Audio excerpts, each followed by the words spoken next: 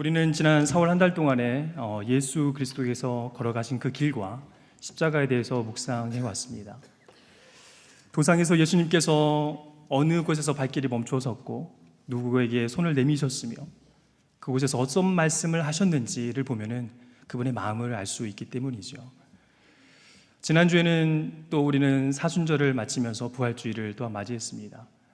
이 십자가와 부활 두 가지는 우리 기독교의 가장 중요한 두 축이지요. 십자가가 없는 부활은 너무나 세속적이고 공허하죠. 부활이 없는 십자가는 너무나 비참하고 부끄럽기까지 합니다. 그래서 반드시 우리는 십자가 신앙을 통과해서 저 부활의 자리까지 나아가야 됩니다. 그래서 지난주 설교 때 십자가 영성에 대해서 말씀을 깊이 있게 들었습니다. 십자가 영성이란 무엇입니까? 십자가를 멀리서 이렇게 바라보고 관망하면서 감상하는 것이 아니죠. 그 십자가가 바로 나를 위한 것임을 깨달으면서 그 십자가 앞에 엎드려져 눈물로 그 앞에 감동하고 감격하며 그 앞에 나의 죄를 뜨거운 눈물로 회개하는 것이죠. 그러한 과정 중에 우리의 옛자가 철저히 예수 그리스도와 함께 십자가에 못 박혀 죽어지는 상태, 그때가 바로 십자가 영성이 회복되는 상태이지요. 이를 통하여서 하나님께 순종하고 전심으로 그 십자가 아래서 기도하고 나의 삶을 전적으로 맡겨드림으로 하나님과의 온전한 관계가 회복되어지는 상태, 이것이 바로 십자가 영성의 회복일 것입니다. 근데 우리의 신앙의 여정은 여기서 끝나는 게 아니죠. 더 나아가야 됩니다. 우리는 그 십자가 영성에서 반드시 부활신앙으로 나아가야 됩니다. 예수 그리스도와 함께 옛사람이 죽었다라면은 부활하신 예수 그리스도와 함께 새 사람으로 다시 소생되어야 됩니다. 40일 사순절 기간 동안 우리의 정욕과 탐심, 우리 육체의 열매들을 여러분 열심히 예수 그리스도와 함께 죽으려고 애를 쓰셨죠? 예, 그러신 것 같습니다. 그렇다면 이제는 부활하신 주님과 함께 철저히 The Great 50 Days라고 불리는데 기쁨의 50일을 또한 누리실 수 있으셔야 돼요. 주님, 우리 약속하신 그 날까지, 성령을 주실 그날까지 우리 주님 안에서 이 부활을 감격하시고 누리실 수 있어야 됩니다. 초기교회 성도들은 부활주일부터 이 50일간 사망의 권세를 이기신 이 부활의 예수님을 힘입어서 실제 삶의 영역에서 자기가 살아가고 있는 매일매일의 삶의 자리에서 부활에 대한 확신을 가지고 새 생명의 충만함을 가지고 살았습니다. 여러분, 이 새 생명의 풍성함과 기쁨이 우리 3일이 지났는데 여러분 삶에 있으십니까? 혹 잘 누리지 못하고 계시다라면은 제가 팁을 하나 드리려고 합니다. 초기교회 성도들은 이런 풍습이 있었다고 합니다. 예수님의 부활의 예수님을 덧입음으로 실제 삶의 변화가 일어났음을 상징적으로 나타내기 위해서 좋은 풍습을 하나 만들었어요. 바로 새 옷을 해 입는 것입니다. 너무 좋아하시네요. 다른 의도가 아니에요. 옷이 사고 싶어서가 아니라 예수 그리스도의 부활을 기념하고 싶어서, 기억하고 싶어서 사시겠다는 거죠. 다음 주에 오실 때는 꼭 옷 한 벌들 해가지고 오시기 바랍니다. 혹시 남편과 아내가 갑자기 왜 그러냐고 물으시거든 담임 목사님께서 그렇게 하라고 하라 라고 말씀하시면 좋겠습니다. 어느 글에 보니까 40대 1이라는 숫자가 적혀 있습니다. 그 뒤에 부활절 홀대 이런 글이 적혀져 있는데 무엇을 의미하는지 추측이 되시죠? 40대 1, 40일의 부활, 그 순환을 기억하면서 걸어갔던 이 40일의 사순절 기간, 그리고 부활주일 하루, 십자가의 고난은 40일간 전심으로 묵상하려고 우리가 애를 쓰는 것 같아요. 이 십자가의 묵상을 하는 동안에 우리 안에 내면적인 정화도 일어나고 좀 순화도 일어나고 성화의 과정을 걸어가는 것 같기 때문에, 그러나 은혜로 주어지는 이 부활은 우리가 잘 누리지 못하는 것 같아요. 그러다 보니까 부활절은 단 하루에 그치고 목사님 설교해 주신 대로 그 무게감도 하루의 무게감 정도밖에 우리가 느끼지 못하는 것 같아요. 주일 저녁 설교 제목처럼 단 하루만으로는 부족합니다. 우리 삶 가운데 부활은 계속해서 기억되어져야 되고 우리 삶 가운데 계속해서 영향을 끼쳐야 됩니다. 그래서 부활을 기억하기 위한 여러 노력들이 필요합니다. 그래서 우리 믿음의 선인들은 아침에 일어나 씻을 때마다 부활과 세례를 기억하면서 주님 부활하셨다, 씻으면서 나는 세례받은 주의 백성이지, 주님 부활하셨다, 나는 세례받은 주의 백성이지, 계속 기억하려고 애를 썼어요. 초기교회 성도들은 이 주일을, 주님 부활하신 주일을 작은 부활절이라고 해서 계속해서 매 주마다 부활을 기억해내려고 애를 썼습니다. 이 작은 부활주일, 그래서 사순절 기간 동안에도 이 주일날만큼은 우리가 고통을 묵상하지 않죠. 십자가를 묵상하지 않고 도리어 부활의 기쁨을 누리죠. 우리 안에 이 부활의 기쁨들이 계속되기를 간절히 소망하고, 우리 상당교회 온 성도님들은 매일매일의 삶이 부활 생명으로 충만케 되기를 주님의 이름으로 축복합니다. 그렇다면 어떻게 해야 이 땅에서 부활 생명으로 충만해질 수 있을까요? 첫 번째로 평강을 주시려고 찾아오신 부활의 예수님을 만나야 합니다. 19절을 같이 한번 읽어보도록 하겠습니다. 19절입니다. 이날 곧 안식 후 첫날 저녁 때에 제자들이 유대인들을 두려워하여 모인 곳에 문들을 닫았더니 예수께서 오사 가운데 서서 이르시되 너희에게 평강이 있을지어다. 아멘. 예수님을 더 이상 만날 수 없게 된 제자들은 두려움과 공포에 빠져 모든 문들을 꽁꽁 닫아버립니다. 그들은 보이는 문만 닫은 것이 아니라 그들의 마음의 문도 다 꽁꽁 닫아버립니다. 이제는 누구를 붙들고 살아야 되나? 누구를 의지하고 살아야 되나? 예수님을 붙들고 그 뒤만 열심히 따라가면은, 열심히 종교생활 하면은 나의 인생 가운데에 새로운 장이 펼쳐질 줄 알았는데 제자들에게 붙들 대상이 지금 사라져버린 거예요. 예수님의 부재하심은 그들로 하여금 순간 삶의 의미를 잃어버리게 할 만큼 강력한 두려움이었죠. 게다가 그들은 유대인들에게 발견되면은 예수님과 같이 죽음을 당할 수도 있는 이 죽음에 대한 두려움에 스스로 그래서 철저히 문을 닫아버립니다.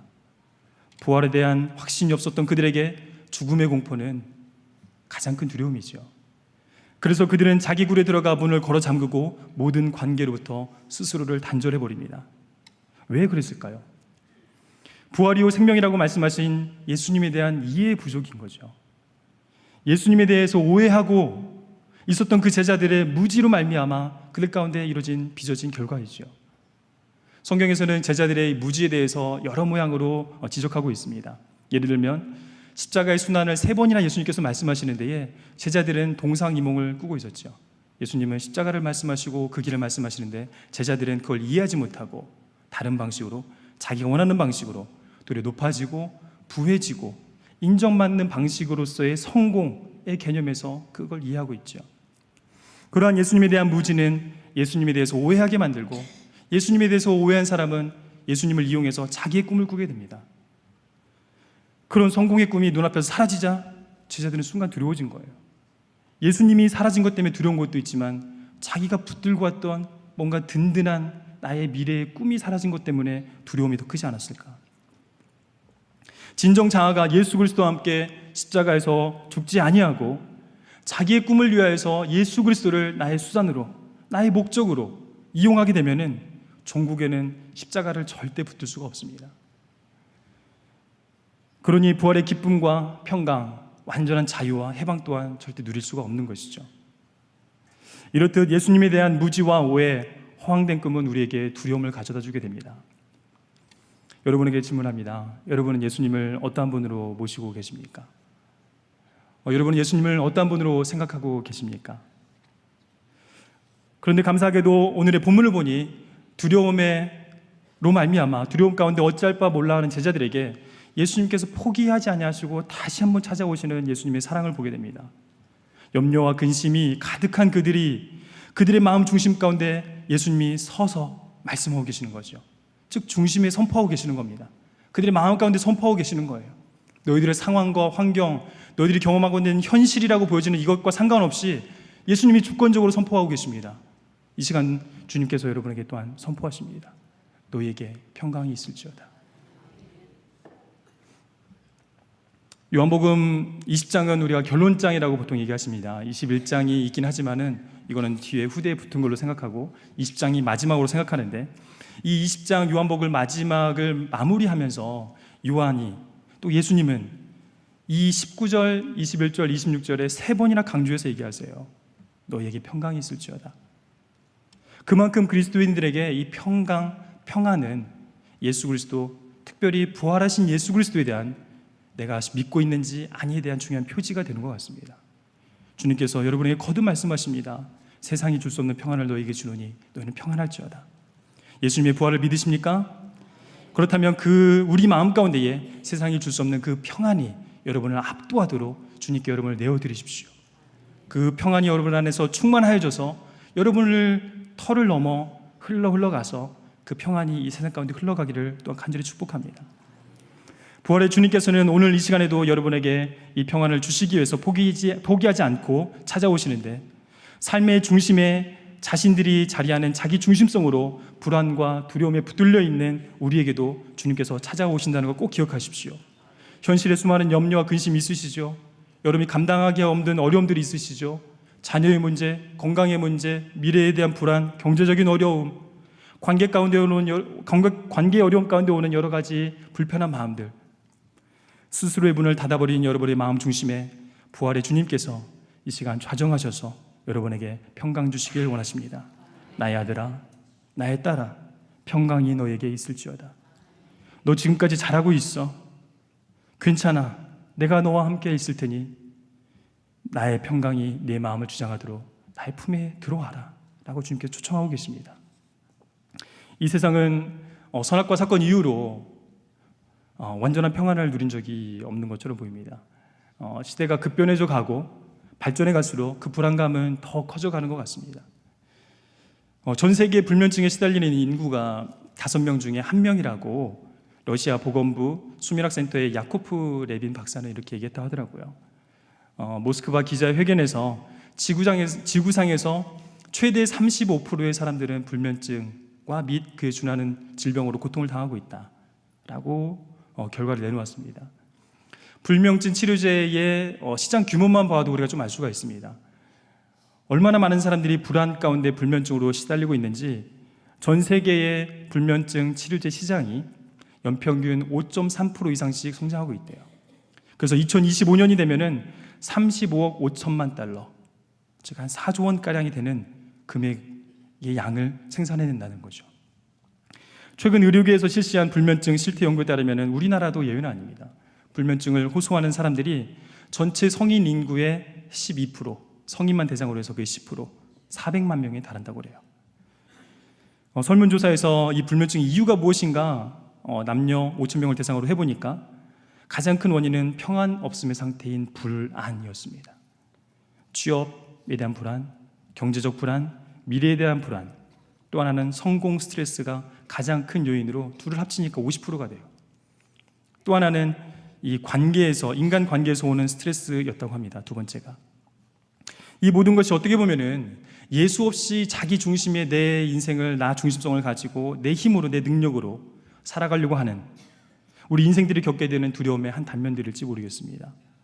바라옵기는 삶의 자리에서 두려움을 느끼는 부분들에 부활의 예수님을 마음의 중심에 진심으로 모셔드리기를 바랍니다. 그리고 주님께서 여러분의 마음과 생각을 다스려 주시도록 내어드리십시오. 죽음을 이기시고 이 세상을 이기신 부활의 주님께서 여러분이 하늘의 평강과 위로를 일상의 삶에서 매 순간 계속해서 경험할 수 있게 되기를 원합니다. 모든 지각에 뛰어난 하나님의 평강이 그리스도 예수 안에서 여러분의 마음과 생각을 지켜주시길 축복합니다. 두 번째로, 예수님 우리에게 찾아오셔서 무엇을 주시기 원하시는가? 믿음을 주시기 원하십니다. 이 결론장의 마지막 절인 20장 31절을 한번 같이 읽어보도록 하겠습니다. 함께 읽겠습니다. 오직 이것을 기록함은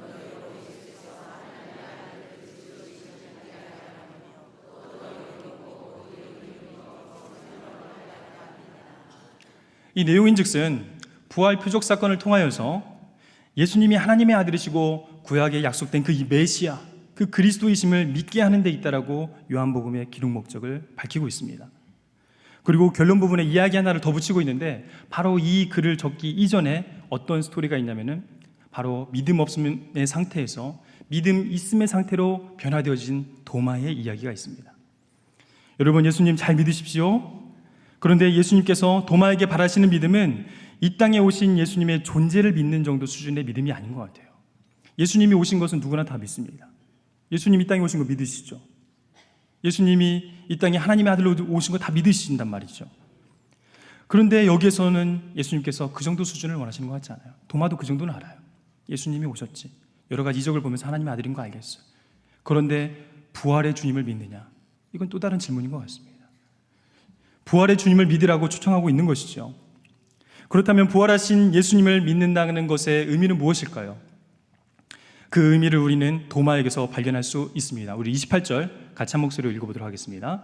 도마가 대답하여 이르되 나의 주님이시요 나의 하나님이시니이다. 아멘. 짧은 구절이지만 이 안에 놀라운 고백이 있습니다. 도마는 부활하신 예수님의 모습 속에서 이 땅에 오셨던 그 예수님을 다시 발견한 게 아니에요. 도마는 부활하신 예수님을 통하여서 하나님을 발견한 거예요. 도마가 사망을 이기시고 부활하신 예수님의 그 현현을 직접 봄으로 말미암아 예수님이 하나님이시라는 놀라운 고백을 하게 된 거죠. 그래서 자기에게 지금까지는 내가 만져봐야 되겠고, 내가 경험해봐야 되겠고, 머리로 이해가 되어야 되겠고, 이성적으로 논리적으로 무언가 설명이 필요했던 도마가 하나님을 직접적으로 경험하고 나니까 그에게 더 이상의 설명이 필요가 없어져 버렸어요. 죄와 사망, 죽음의 권세를 이기신 그분은 생명의 창조주이신 하나님이시고 그분 앞에서 자기는 어떠한 의심도 할 수 없는 피조물이구나 라는 걸 깨닫게 된 것이죠. 마치 욥이 경험했던 경험과 유사한 것 같습니다. 머리로 도대체 이해가 되지 않는 자기의 현실과 감당하기 어려운 이 상황 가운데에 이러한 고통과 시련 앞에서 욥이 하나님께 여러 번 질문하지요. 왜 나에게? 나중에는 자기 출생도 저주해 가면서 해답과 이해를 촉구하지만 그 순간 하나님은 욥에게 그것을 이해할 수 있도록 답을 주신 게 아니에요. 욥이 겪고 있는 이 고통과 어려움, 왜 내가 이런 어려움을 겪어야 되는지 정말 이해되지 않는, 주님을 잘 섬기고 하나님을 잘 믿는다고 생각하고 있는 나에게, 또 신앙생활을 볼 때 여러 문제가 없어 보이는 나에게 왜 이런 어려움들이 주어지는지 도대체 이해가 되지 않아서 답답해하는 욥에게 하나님께서 답을 주신 것이 아니라 정말 더 큰 답을 주셨죠. 하나님이 나타나 버리셨어요. 하나님이 본인을 드러내 버리셨어요. 하나님이 하나님 되심을 나타내 버리신 거예요. 욥이 그걸 경험하고 나니까 욥에게 더 이상의 설명이 필요가 없어졌어요. 네가 바다가 그 모태에서 터져 나올 때 네가 그곳에 있어 봤어? 땅에 기초를 놓을 때 네가 그곳에 있어 봤냐고. 하늘의 별들을 지을 때 네가 그곳에 있었어? 리워 야단을 끌어낼 수 있는 네가 힘이 있어? 하나님의 하나님 되심을 드러내 버리셨어요. 그것을 경험한 욥은 더 이상 하나님 앞에서 어떠한 질문과 불평을 말하지 아니하고 하나님의 하나님 되심을 경험한 이후에 본인의 피조물됨을 겸손하게 인정하며 하나님 앞에서의 지금 도마에게 말씀하셨던 그 믿음이 생겨버린 거죠. 자꾸 내가 내 삶의 주인이 되니 하나님의 하나님 되심을 인정하지 못하게 되고 온전히 믿지 못하게 되는 것입니다. 예수님은 우리에게 이 믿음까지를 기대하고 계십니다. 지금 시대를 살아내고 계시는 여러분, 지금도 동일하게 예수님이 여러분에게 이 믿음을 기대하고 계십니다. 이 땅에서 예수님의 제자로 살아가길 원하시는 여러분이시죠? 그렇다면 하나님 만나시길 간절히 사모하십시오. 하나님의 얼굴을 봅기를 간절히 사모하십시오. 너희는 여호와와 그 능력을 구할지어다. 그의 얼굴을 항상 구할지어다. 주의 얼굴을 구하십시오. 하나님은 그 얼굴 빛을 우리에게 향하여 드사 우리에게 복 주시고 만나 주기를 원하시는 분이세요. 그렇다면 이제는 우리가 간절히 주님을 찾고 찾을 때입니다. 주님의 얼굴을 찾으십시오. 하나님 주의 얼굴을 보여주십시오. 주님 만날 수 있는 은총을 허락해 주십시오. 내 이 상황 가운데 함몰되지 아니하도록 상황을 초월할 수 있는 내 안에 하나님을 향한 굳건한 믿음을 허락하여 주십시오. 하나님께 찾고 찾는 여러분이 되시기를 간절히 축복합니다. 그리고 예수님께서 사망 권세를 이기시고 부활하셨다는 것을 진정으로 믿는 사람들의 삶은 어떤 모습일까요? 예수님의 성은과 아픔의 자리를 직접 만져보게 된 도마는 예수님이 겪으신 이 고통과 아픔이 자기 아픔으로 뼈저리게 느껴졌을 것 같아요. 이 장면이 상상이 되시나요? 오늘 본문에서 보면 극심한 고통 가운데 계셨던 예수님께서 제자 도마에게 찾아오셔서 그 상처의 흔적을 만져보게 하시는 장면이 나옵니다. 우리 27절 말씀을 함께 읽어보겠습니다. 도마에게 이르시되 내 손가락을 이리 내밀어.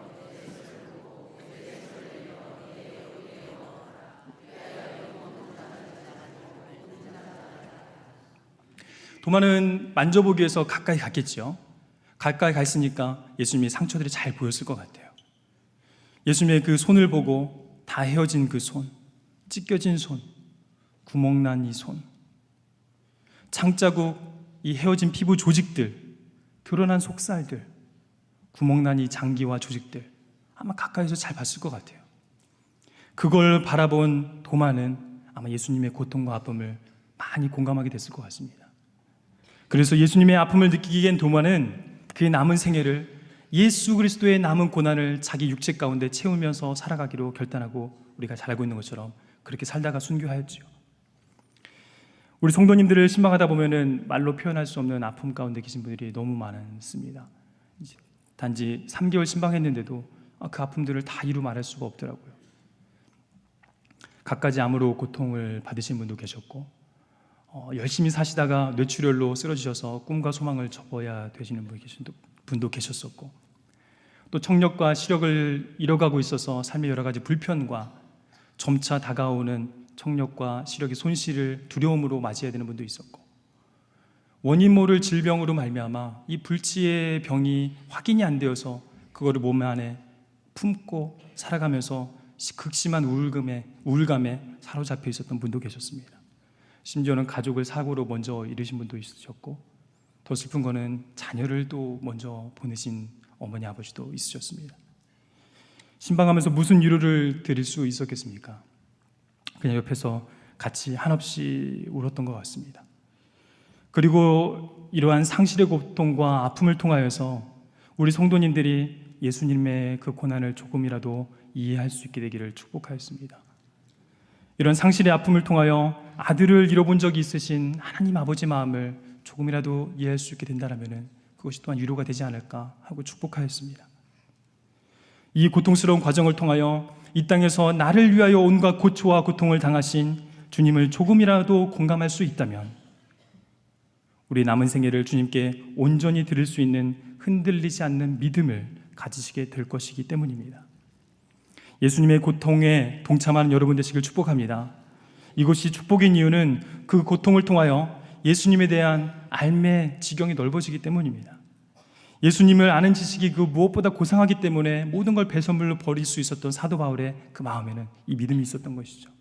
내가 만난 부활하신 예수 그리스도, 그 예수 그리스도가 하나님인 것에 대한 온전한 고백, 그 믿음으로 말미암아 그 하나님 되신 예수님을 알아가는 지식이 그 무엇보다 고상하구나. 여러분이 경험해 보셨잖아요. 예수님을 내가 믿음으로 또 말씀 가운데 살아가면서 그 예수님이 진짜 하나님이시네 경험했을 때 얼마나 기쁘셨어요. 그 기쁨, 그 지식 하나만으로도 내 일생을 정말 평생 행복하게 살 수 있을 것처럼 느껴졌잖아요. 그게 정말 계속 넓어져 보세요. 여러분 일생 가운데 정말 큰 평안과 위로와 큰 믿음을 가지고 이 땅 가운데서 자유와 해방을 경험하시게 되실 것입니다. 여러 가지 모양으로 그리스도의 남은 고난을 여러분 육체 가운데 채우는 훈련을 해보시면 좋겠습니다. 우리가 계속 사순절을 통하여서 십자가상에 우리를 죽여왔던 것처럼 내가 좀 더 손해보고, 내가 좀 더 억울하고, 내가 좀 더 희생하고, 내가 좀 더 답답해하고, 내가 좀 더 양보하고, 내가 좀 더 수고함으로 예수님이 당하신 고난에 조금이라도 동참할 수 있다면 나의 고통도 유익하지 않을까. 십자가상에서 내 자아의 정욕과 탐심, 자존심과 이기심이 예수님과 함께 못 박혀 죽음으로 그분의 고통을 깊이 공감할 수 있게 되기를 축복합니다. 예수님은 제자된 우리에게 지금도 이러한 믿음을 요구하고 계십니다. 예수님의 고통의 깊이와 사랑의 깊이가 비례함을 깊이 느낌으로 그 사랑에 감사하며 그리스도의 남은 고난을 우리 육체 가운데 채워가는 믿음의 제자들이 되기를 간절히 축복합니다. 세 번째로 사명을 주려고 찾아오신 부활의 주님을 만나야 됩니다. 이러한 믿음을 회복한 사람들은 자연스럽게 자리에 머물지는 않는 것 같아요. 그 받은 사랑과 그 주신 평안과 그 우리 마음에서 계속 끓어오르는 이 믿음으로 말미암아 주님이 어떠한 길을 가셨는지 그 길을 따라가려고 하죠. 사명의 자리로 갑니다. 그냥 소시민적으로 이 땅에서 나 하나 성공하고 우리 가정 하나 편하자고 살지 않아요. 그곳에 목매달지 않고 하나님 나라를 위한 사명, 그 자리로 나아가기를 주저하지 않게 됩니다. 예수님은 그렇게 우리를 세상에 보내십니다. 21절 말씀 한번 같이 읽도록 하겠습니다. 예수께서 또 이르시되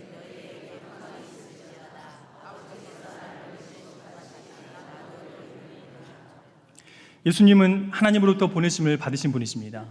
그 예수님께서 제자들을 또한 보내십니다. 그것을 이어받은 자들이죠. 부활의 예수님을 만난 사람들은 그 마음의 중심에 예수님을 나의 주, 나의 하나님으로 모셔드리게 되고, 이러한 제자들은 강요나 압박에 의해서가 아니라 자발적으로 기쁜 마음으로 그 사명의 자리로 달려갑니다. 그리고 그 사명을 받은 제자들에게 예수님께서는 사역을 맡기십니다. 23절 말씀 함께 읽겠습니다. 너희가 누구의 죄든지 사하면 사하여질 것이요 누구의 죄든지 그대로 두면 그대로 있으리라. 이거는 죄사함의 사역을 말씀하십니다. 예수님의 핵심 사역이죠. 이 말씀은 제자들이 죄를 사할 수 있는 힘이 있다는 것이 아니라 이 말씀은 죄사함의 사역, 이것을 제자들에게 위임하셨다는 것을 말씀하십니다.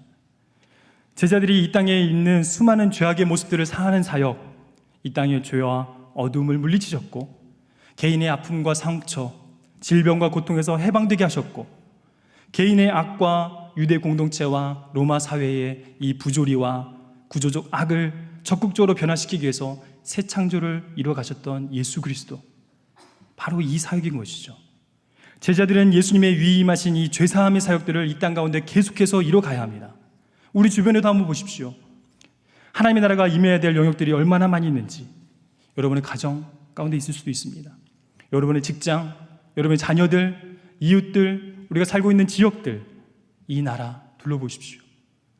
아직도 고통 가운데 있는 지체들이 있고 아직도 답답함과 억울함으로 말미암아 객과 고아와 과부와 같은 사회적 약자의 위치에서 억울해하는 자들이 있고 아직도 정의와 공의가 온전히 실현되지 않는 듯 보이는 이 나라의 구석구석을 한번 보십시오.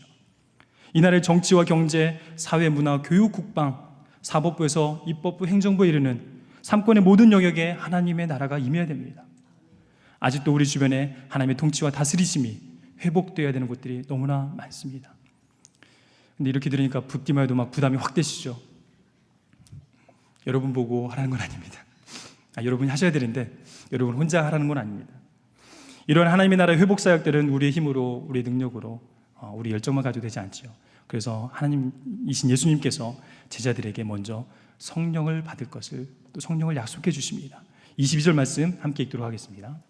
이 말씀을 하시고 그들을 향하사.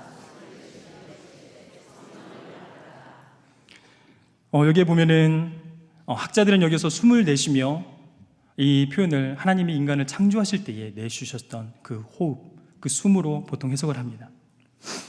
인간을 창조하실 때 진토로 빚으시고 그 안에 호흡을 불어넣으심으로 새 생명을 일으키셨던 그 성령님께서 옛자 안에 새로운 일을 시작하는 새 창조의 영으로, 죽은 자와 같은 우리에게 새 생명을 허락하여 주시는 생명의 영으로, 하나님의 사역을 하나님의 뜻대로 온전히 사역하도록 도우시는 보혜사의 영으로 우리 가운데 오시겠다는 것이죠.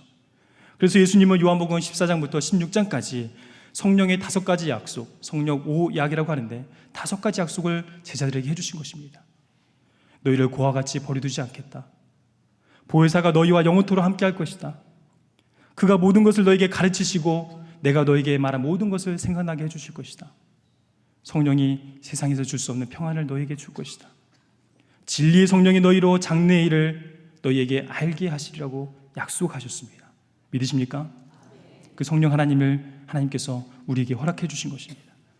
우리 성도님들 한 분 한 분 이 땅에서 예수님께서 맡겨주신 사역들을 감당할 때에 성령 하나님을 힘입어서 하나님의 뜻대로 하나님의 사역들을 잘 감당하시고 그 가운데 풍성한 기쁨을 누리시길 축복합니다. 우리 상담교회는 말씀이 중심이 되고 예배가 중심이 되는 선교적 교회를 표방하고 있습니다. 이 청주 땅이 행복한 청주가 되기 위해서 우리가 사회 구석구석 살피고 돌봐야 될 곳들이 너무나 많습니다. 우선은 작게나마 우리 매주 화요일마다 아가페 전도대가 모여서 봉사와 전도 활동을 시작하고 있는데 대로 봉사대란 이름으로 1365 자원봉사협회에 등록을 했어요.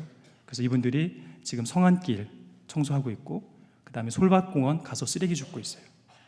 그곳에서 하나님이 창조하신 자연을 보면서 이 지역사회에 지저분하고 구질구질한 곳을 우리가 가자 그래서 가서 치우고 있어요.